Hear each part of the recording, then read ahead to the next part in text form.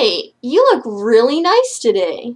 That thing that you're doing with your face, it's really working out for you. So now that my endless charm and wit have got you here, I'd like to tell you a little bit more about myself and how I got to be where I am. You know, inside this box.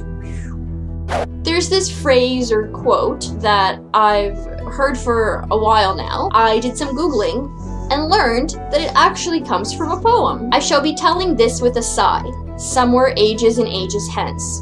Two roads diverged in a wood, and I took the one less traveled by, and that has made all the difference. So this concept of taking the road less traveled has led to some of the most terrifying situations that I've had to live through. But also, the amount of good stuff that has come from this is difficult to even explain, but I'm going to try via examples. I was working towards my 4th year thesis project. My supervisor at the time suggested that I look into grad school. I ended up applying to UOIT for material science. Before I officially started my master's project, it ended up not working out. I wasn't really enjoying the topic very much, and my then supervisor and I really weren't seeing eye to eye on anything. We ended up parting ways, and I had just convocated since it was about June, so yay!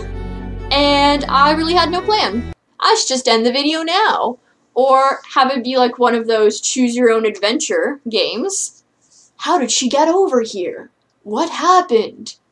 Choose the wrong option and she dies. Maybe if I'd seen my video on how to choose a grad school supervisor, that whole thing wouldn't have happened. So somebody clearly needs to get on this whole time travel thing. Physicists in the audience, I'm looking at you. I didn't want to leave UOIT, despite a lot of the drama that is associated with quitting your project before you even start it.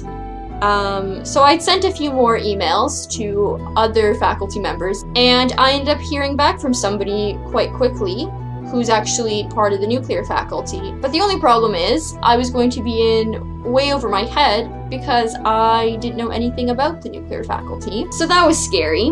I said yes. About a semester into my project, my new boss asked me if I wanted to go to a conference in Sweden in about 7 months from then, and present some of my research. I ended up going to that conference in September of 2011, and I was the only presenter there from Canada, which was insane. It was by far the most mental thing I'd ever done. I ended up winning the poster session. Here's a picture of me looking like a noob with my poster.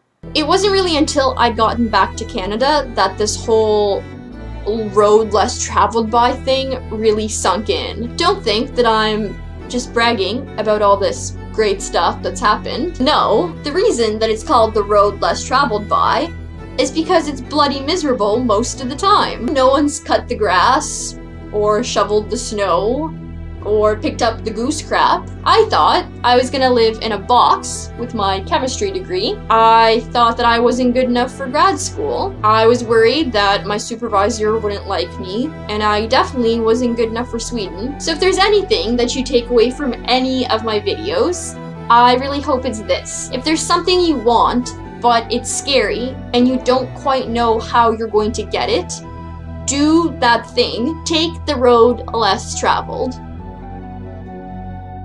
As a side note, that doesn't mean just quit things when they're hard. Like not going to your exam because studying is hard and it sucks is not taking the road less traveled.